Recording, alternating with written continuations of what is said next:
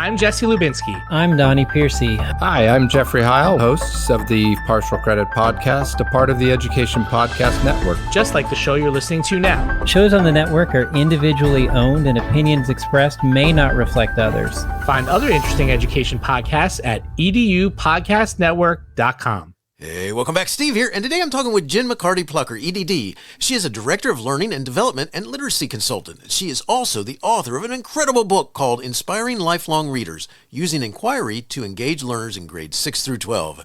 You're going to love this book. You're going to love this talk. So much to learn and think about.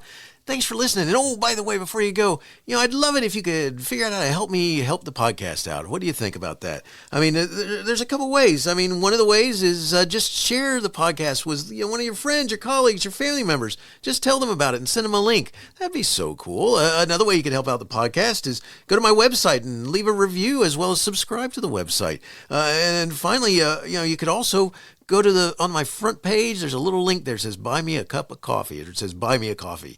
And you could click on that, and that takes you right to where you could donate $1 or $2 to help me take care of some of the expenses associated with doing a podcast. What do you think about that? There's 3 ways you could help me out. That'd be so cool. Thanks so much. You are awesome.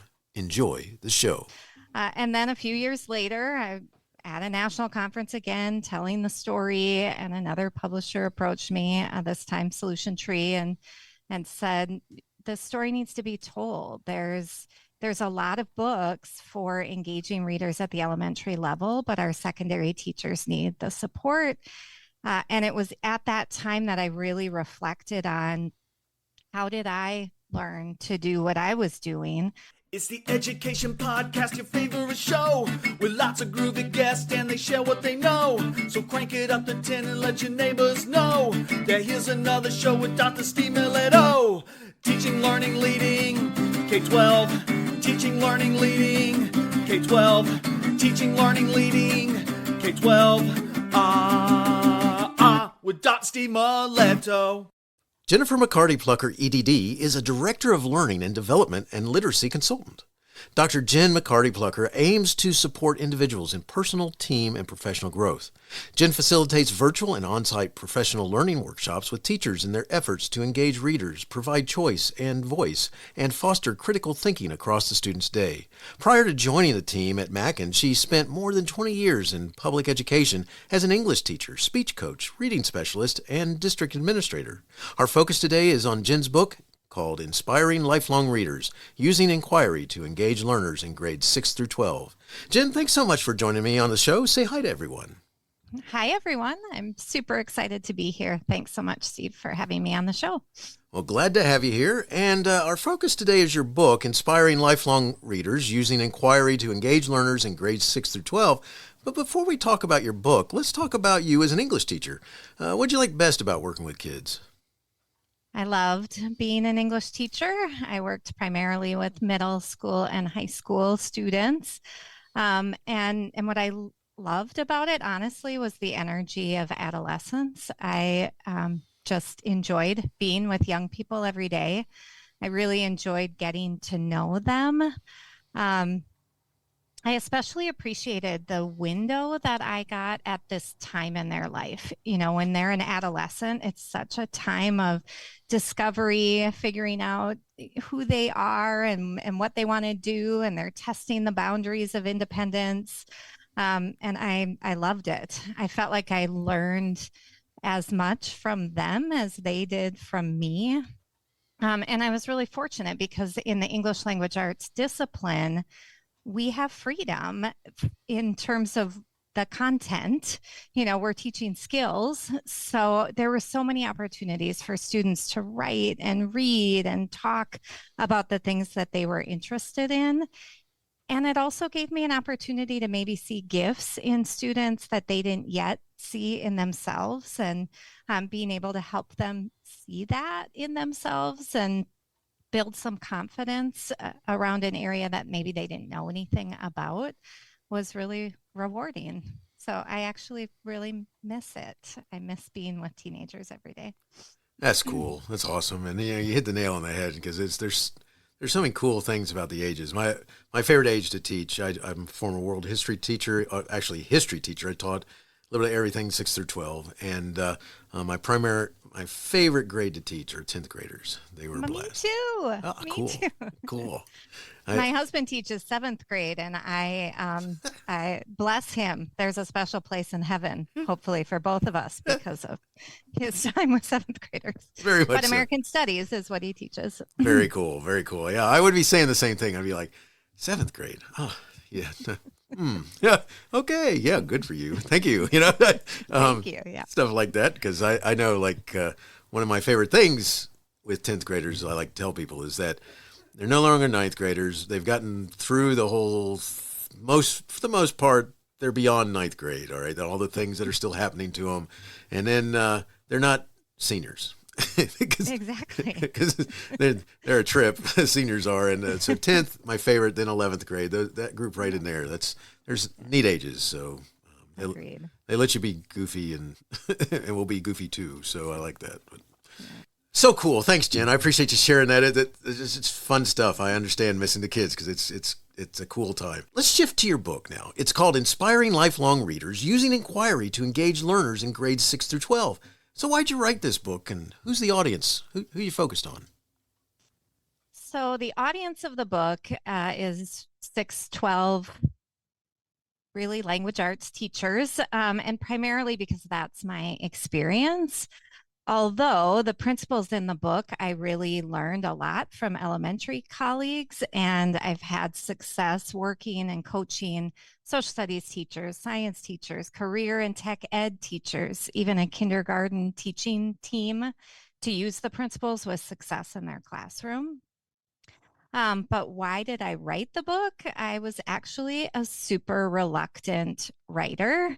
I really never thought that I would write a book. That wasn't kind of in my life goals. I wrote a dissertation for my doctorate and thought, that's it. I'm done. That's good. Nobody will read that. It's on a shelf somewhere, but that was hard.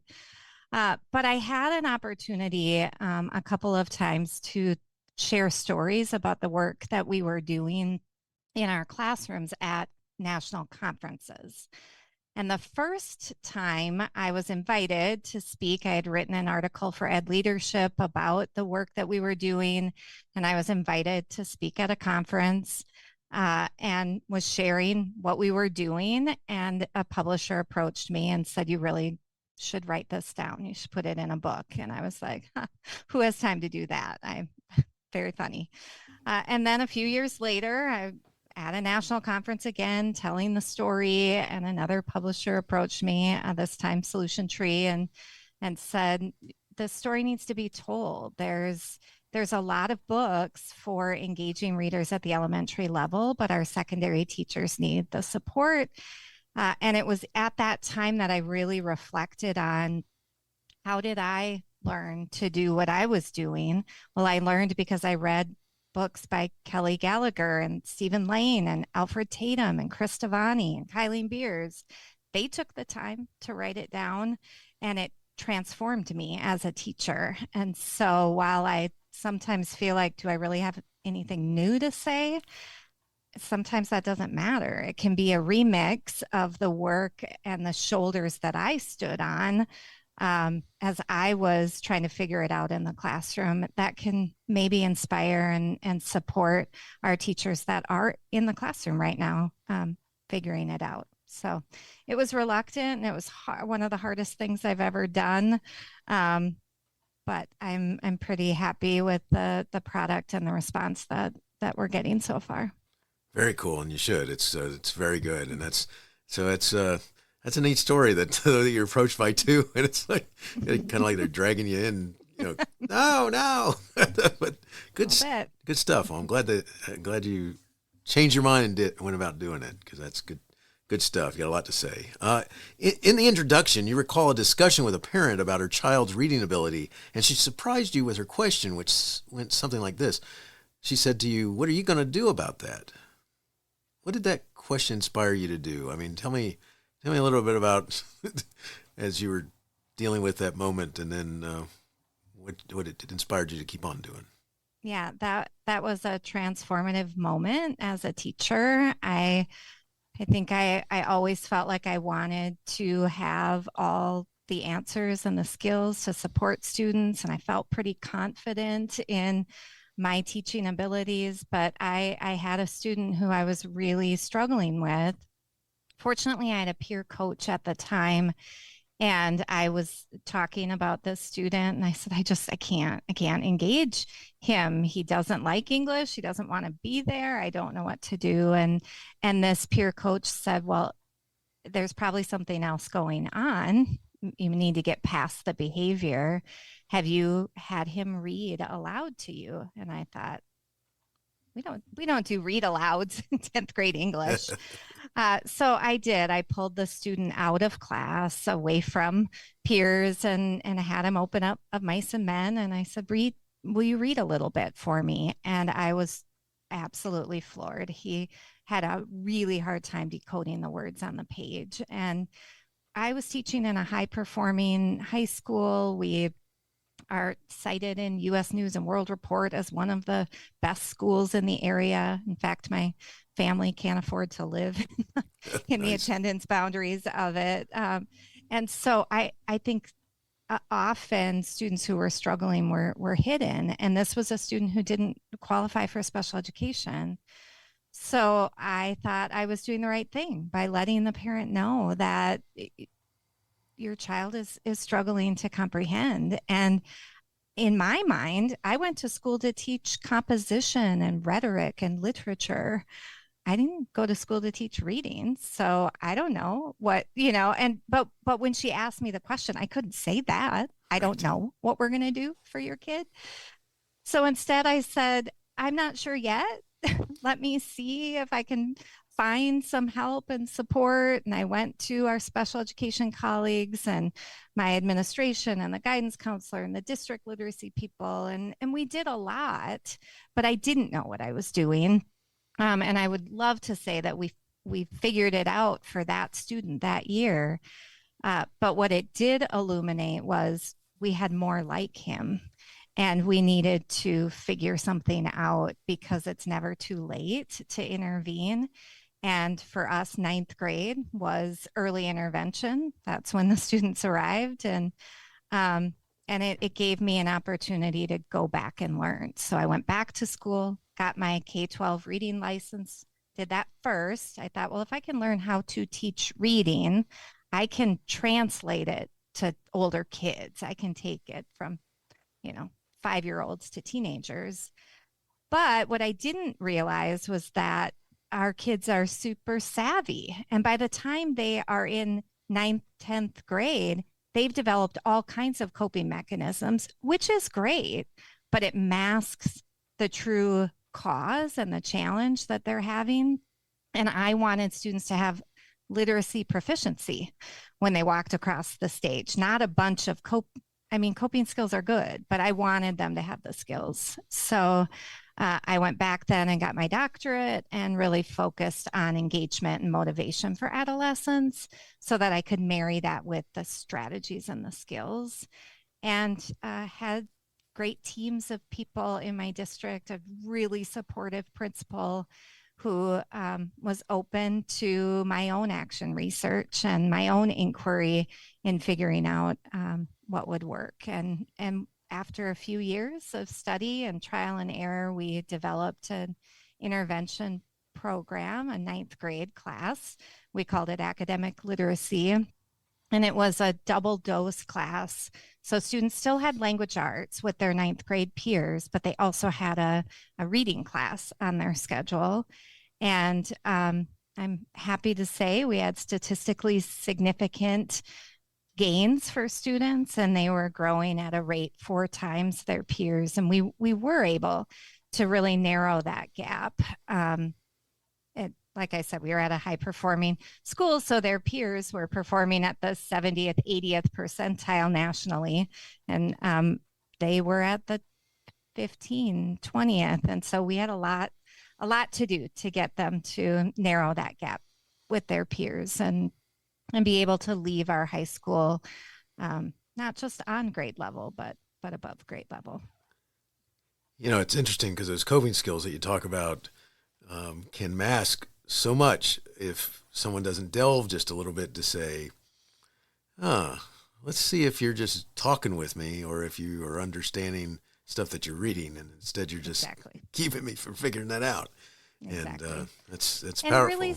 really supportive families. A lot, we were learning that we had some straight A middle school students who also needed the literacy intervention because they weren't going to have a parent sitting with them when they're in college. And we want them to be able to do that work independently.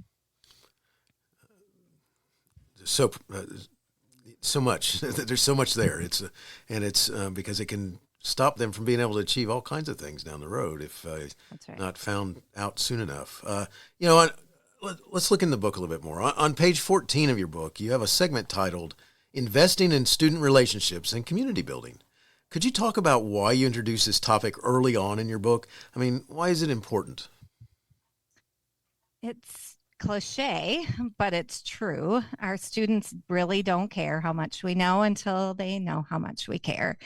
And I think with adolescents, they may act like they don't care or they don't need you to care. But we know, and the research supports that when the environment is warm, inviting, positive, affirming of whoever is in the classroom, that's when we see academic achievement.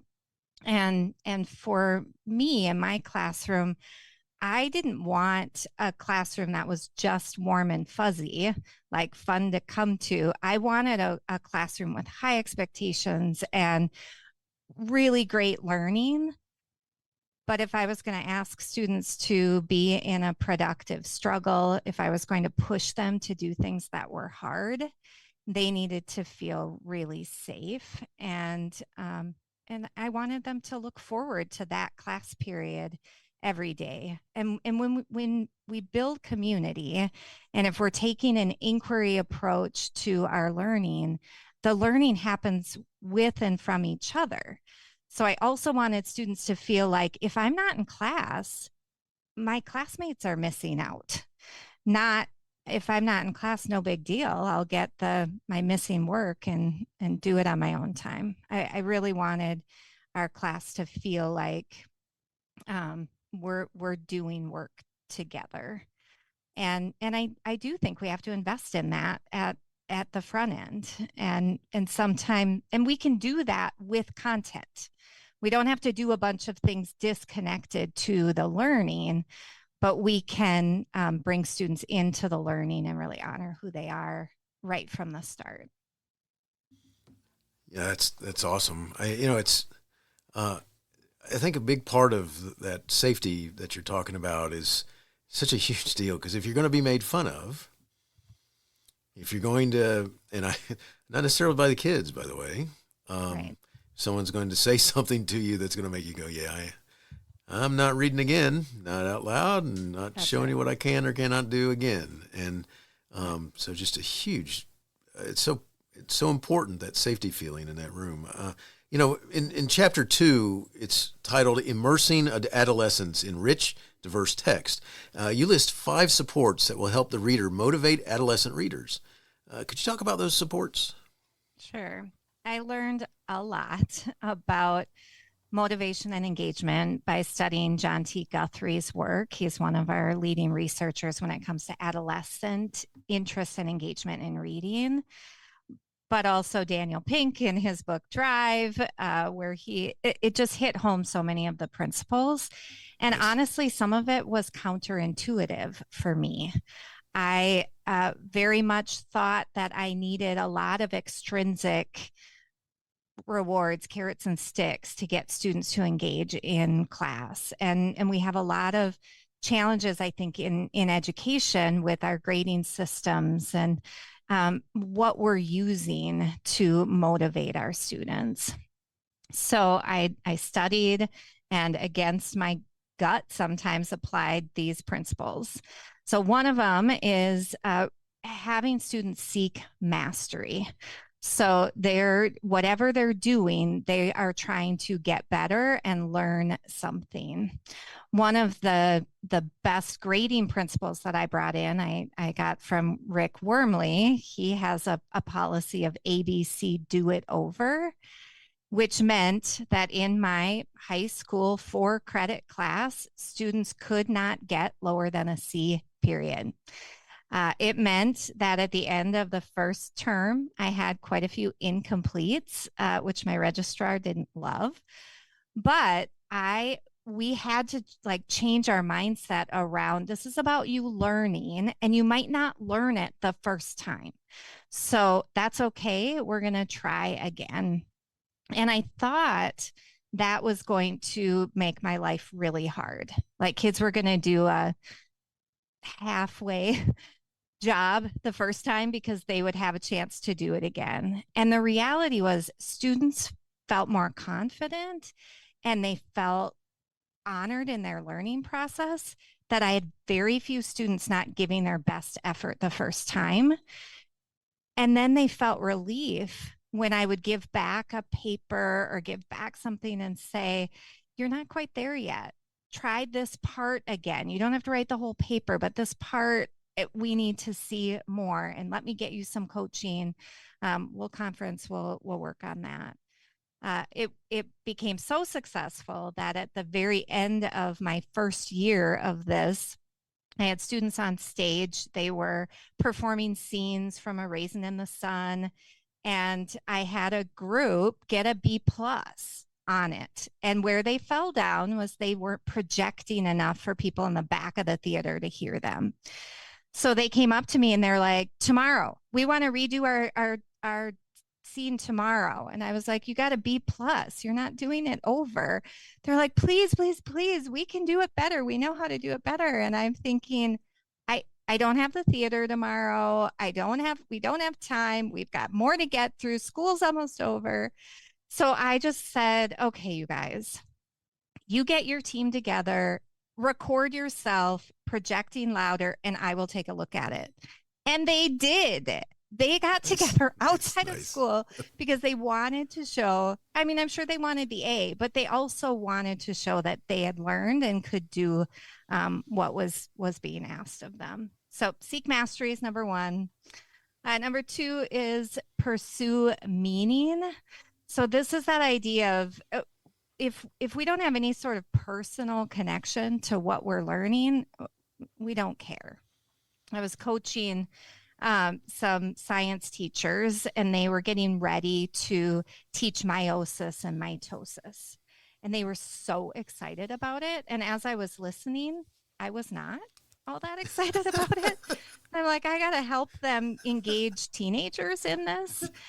So I said, okay, just pause for a second. Let me formulate my own question when it comes to this whole idea of meiosis, mitosis, cell generation type stuff. So my question was, why is it that the gash I have on my leg from when I opened the car door on a hill and it caught my leg is taking forever to heal? But my daughter, who skinned her knee on the playground, it's like almost better, and it's been no time. They wanted to answer my question in that moment. And I said, no, don't answer my question. Teach me the content so I can answer my own question. I'm going to be more engaged in what you're talking about if I can figure out my own question. So when we can have some personal meaning, some connection to that, that is motivating for us to learn. Like that. 3 is offer choice. And with adolescents, it can be just 2 options. Our adolescents are like toddlers. They don't want to be told what to do. So the minute we assign reading, everybody's going to read this book, the motivation decreases. It's innate. It's just part of their development. So if we can offer a couple of choices, and this was a huge shift for me as an English teacher because we taught the whole class novels, many of them, and I had to move away from that and introduce choice into the classroom. And if we were going to read a whole class novel, because there's some value in that and having that community experience, then I needed to have choice in how students were going to be approaching the book. 4 is let go of the controls. Also hard for me. I'm a type A person. I like control. I like order. But definitely inquiry and embracing questions in the classroom allows students to own their learning. And then making learning, or in this case, reading, social is important. Our adolescents are social beings, even our introverts. That's a misconception to think that our quiet kids don't want to be social. Yes, they do. It drains their energy. So we have to make sure that we give them opportunities to get their energy back. So I took ideas. Again, Stephen Lane wrote a book. Thank you, Stephen, on engaging readers. And I took some of his great ideas from his book and used them in the classroom to get kids talking about books and sharing their thinking out loud, and in a controlled way, because I needed that. Nice. I like that. This is good. This is great stuff, because this is, when we talk about reading, I think one of the things that often, it's difficult for someone, and I'll use me as an example, because I don't really remember figuring out how to read, but I remember that I had all the books I ever wanted. Family members bought them for me. There's books in the house. My parents read. We were involved in discussions at the dinner table. It's not like you just sit over there quietly or something like that. We're all engaged in all that sort of stuff. And I read from early age and pushed myself because I wanted to read other things and stuff like that. So it was difficult for me when I looked at friends who didn't read or didn't even have a thought about it. And I think about that from an adult perspective, which is, that's why we have to pay attention to that, because, going back to, figuring out ways that we can get them motivated, encourage them to make those steps. So yeah, that's right. Good stuff. Jen, throughout your book, you share stories. The section is called Stories from the Field, and I love this. Could you explain why you added these? Sure. So I learned best through storytelling. When I was learning and wanting to try different things in my classroom, I really needed to have a sense of, okay, well, what does that look like in the classroom?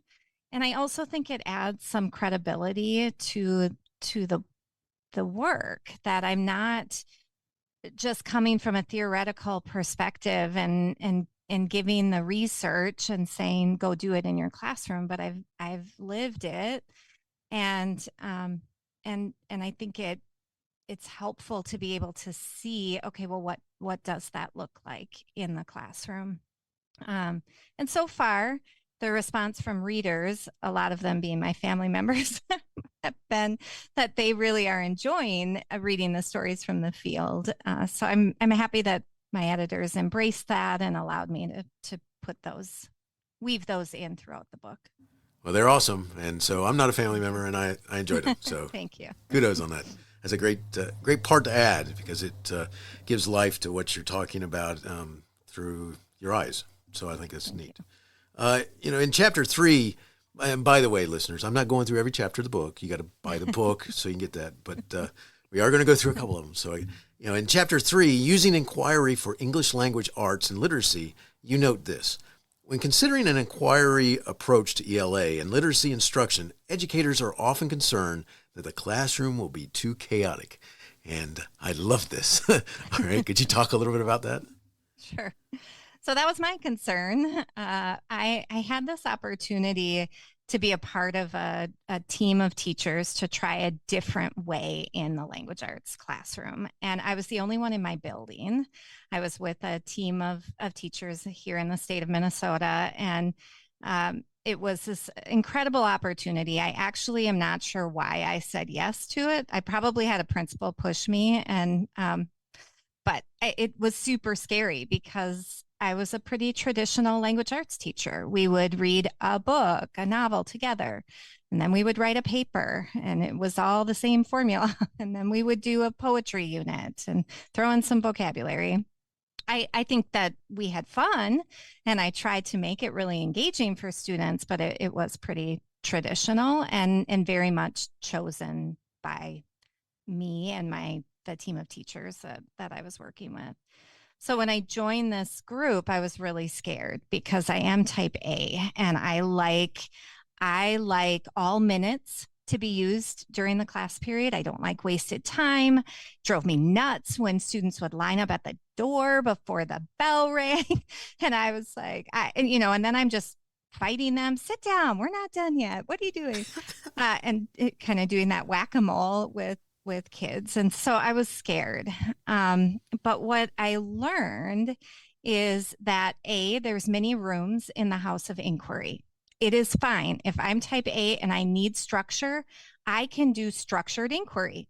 I'm going to decide the question. I'm going to decide the activities. I'm going to give you a couple choices throughout here, but we are going to pursue questions and we're going to try to find answers and perspectives around those questions. And that was a shift.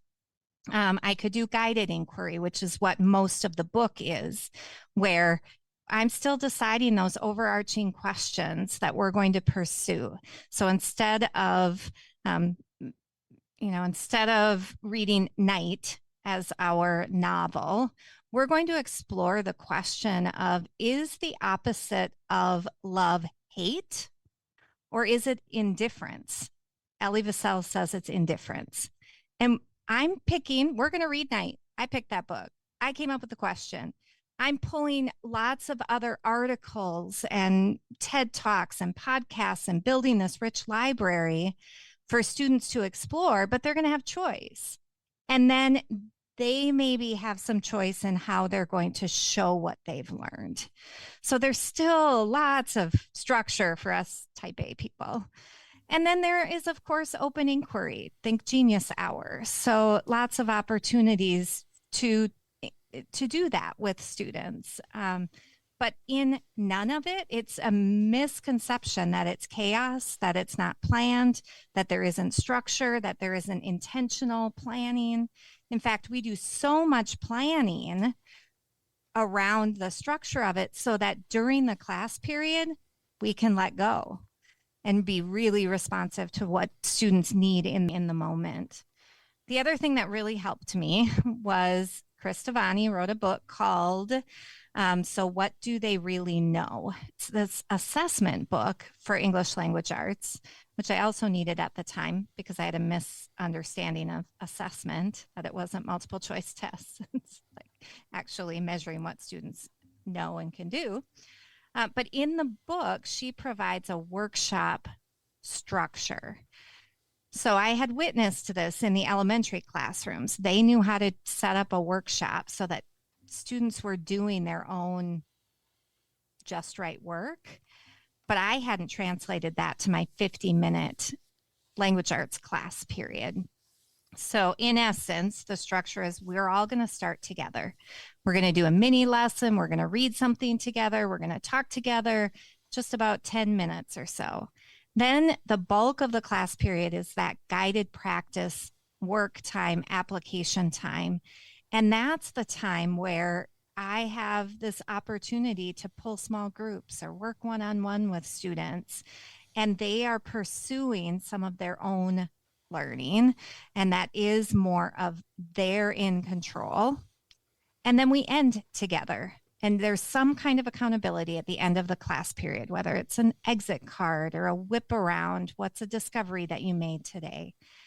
And that solved my lineup at the door problem because we were spending the last 5 minutes of every class period together, sharing what we were learning and what new questions were emerging.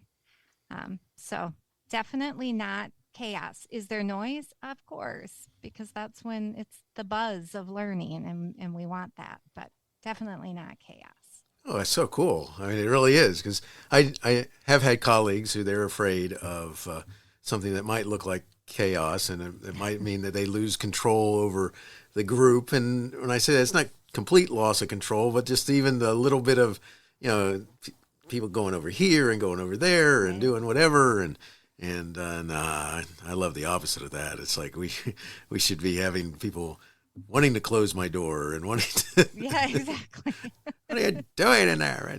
Anyway, but I love it though. This is, it's awesome because it's, learning is chaotic like that. And you give them some opportunities to take ownership of it and such. I was and it also introduces you to when you vary what they're looking at and reading and taking a sample of and such. It's funny. I was a principal observing an English teacher's class a bunch of years ago, and they were doing some reading circles, right? And each circle had some different book, and so I was going between the circles, and I sat down at this one table, and I was really enjoying the discussion.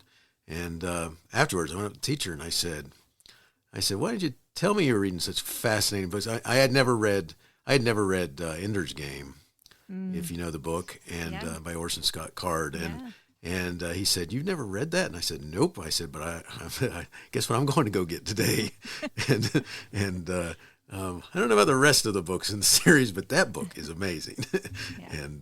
But simply by listening to the kids talk about their thoughts about the different things and aspects of the book, so cool. So yes, chaos and learning, and we're doing all kinds of cool things. So I love that.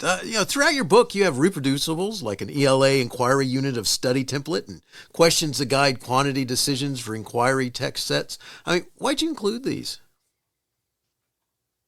Well, I have been in consulting work, working with teams of teachers as they're making their shift from maybe a more traditional approach to using inquiry in the classroom. And a lot of this came from our work together, that they're like, we need a framework, we need some structure, help us figure out how many books do we buy if we're going to do a book club unit. And so some of it was already created. It was the unit of study template is what we used when I was developing these units.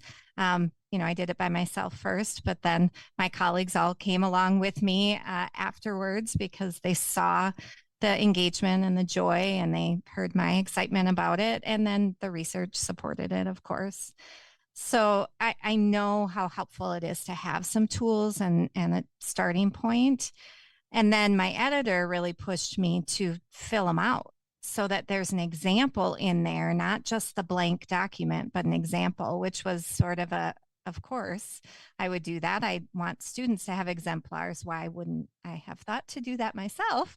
But it's why there's such great editing teams to push us to put our best work out there. Well, I love them because they really give an added touch to the book with you take away.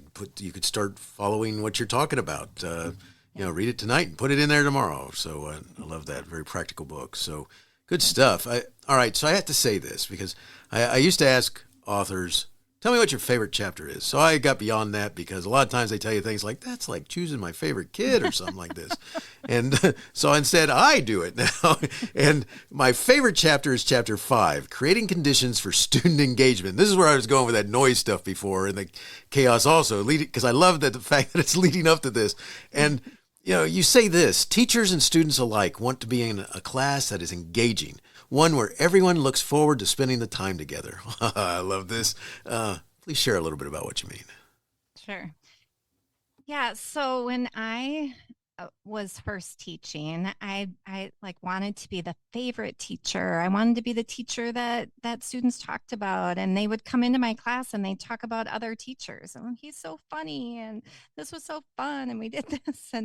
And I realized, also a great book, Courage to Teach, Parker Palmer. He really challenged me that I need to be me and bring my identity into the classroom, and then make room for the identities of the students that are there. And it gave me this freedom to be authentic and to let students be authentic, and that I'm never going to be the one who has great jokes. It's just not my personality. But I know how to listen. I know how to be empathetic. I can tell stories.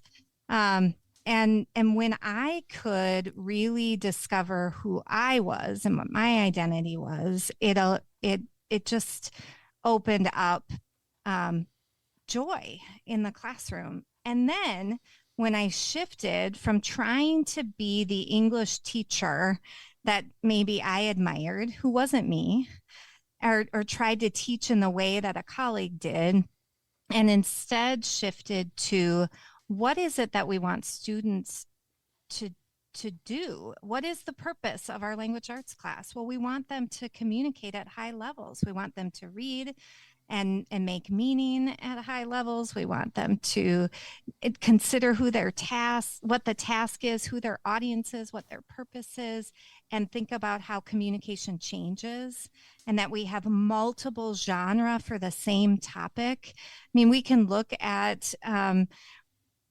there's going to be so much on the pandemic, but in time when people aren't traumatized by it, we'll look back at poetry and art and essays and videos and TikToks and all of these things to study that time in our lives. And it's all different. So one of the things I love about the book and what happened with the book was when we were choosing the cover of the book, I ended up choosing a cover that is an illustrated girl reading who represents me or my daughter and our identity as a reader. And then each chapter has a different reader because everybody has a different identity in the classroom. So I believe that our classrooms are engaging when we give students opportunities to figure out who they are while they're learning, and inquiry provides that, and choice provides that. I had read no young adult books before I started teaching that reading class because my identity as a reader, I like nonfiction. I like memoirs. I like biographies. I like to read true stories. But like you were saying, students start talking about these books and they're so excited about it. Like, oh yeah, I need to read that. And then they feel so empowered because they talked their teacher into reading a book that she never would have picked up if it hadn't been for them. And then I think the other way that we made it enjoyable was our young people want to make contributions. They want to feel like what they're doing is meaningful. So I looked for those opportunities for the authentic learning. It wasn't with every unit. You can't go out into the community all day, every day.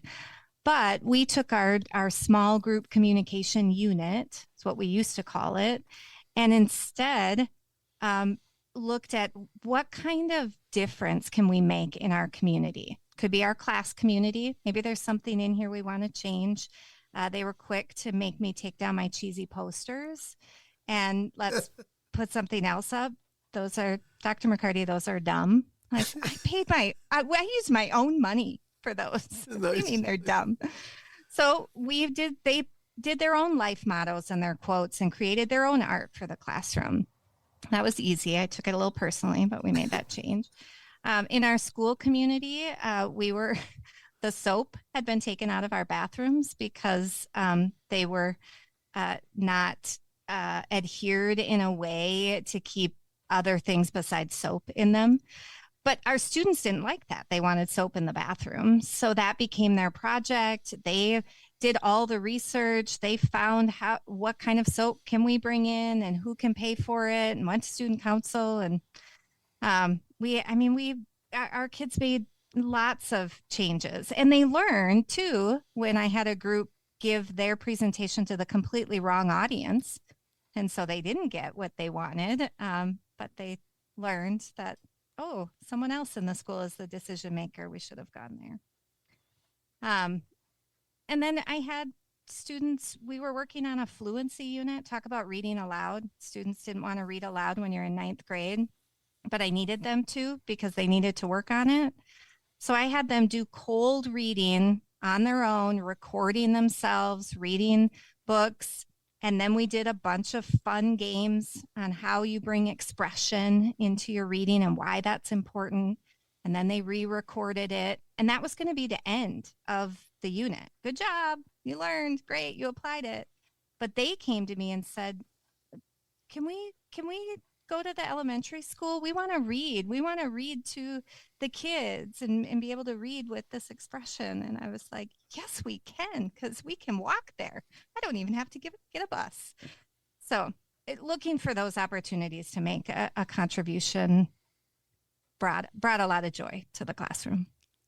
That's awesome. I love it. Because anytime you can figure out those things that make them go, huh, all right, this is not bad. All right. It's like, it's just, that's great stuff, because that's what you're looking for. And, and then maybe you might overhear them at lunchtime talking to other ones about, I never thought this character from English was going to be good, but, I actually kind of, those conversations, they may not admit it once they get home or something, like, yeah, we didn't do anything today, but, Love it.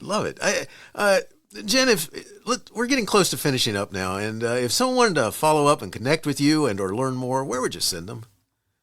You can go to my personal website, which is jenniferplucker.com. My company's website is Mackin Learning, MACKIN learning.com, or you can find me on Twitter at Jen Plucker. Very cool. I'll have that information in the show notes, so it's easy for them to find and connect with you. So good stuff. So I got 2 last questions for you that I like to ask my guests, and the first one goes like this. How do you keep going when so much is going on that you may want to quit? So in our family, we always had the motto of if we commit to something, we're going to follow through with that. And that's what helped us keep our kids from quitting stuff when it got hard. If start piano lessons and they're like, I don't like this, I want to quit. We're like, we will reevaluate at the end of this school year, but we've committed and we follow through on our commitments. And same was true for dance and hockey and, all the things that they wanted to try. So they needed to follow through on the commitments. And I think about that for myself too. If I make a commitment to something, I'm going to follow through on it. I'm not going to quit. I did want to quit writing the book, but we don't do that in our families. So I'm going to follow through. At the same time, I think the biggest thing that I'm learning to do, though, is to maybe not make some commitments.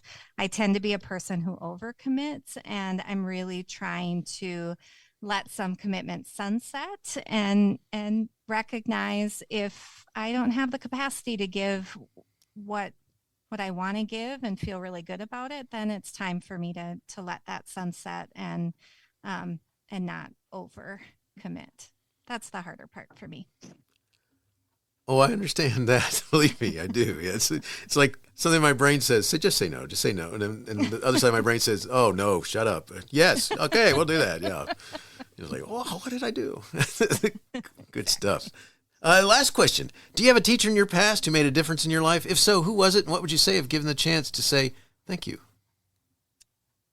A lot of teachers in my life, but the one that comes to mind was actually my 10th grade social studies teacher, Mr. Buss.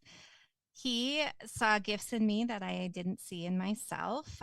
He came up to me after class one day and he handed me a little slip of paper that was an invitation to audition for the high school speech team.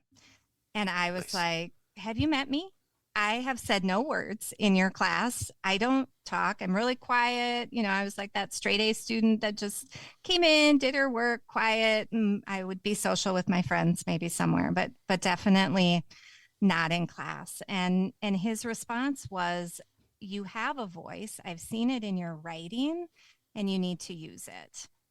And if he hadn't taken the time to see that in me, to say something to me, I never would have gone out for my high school speech team.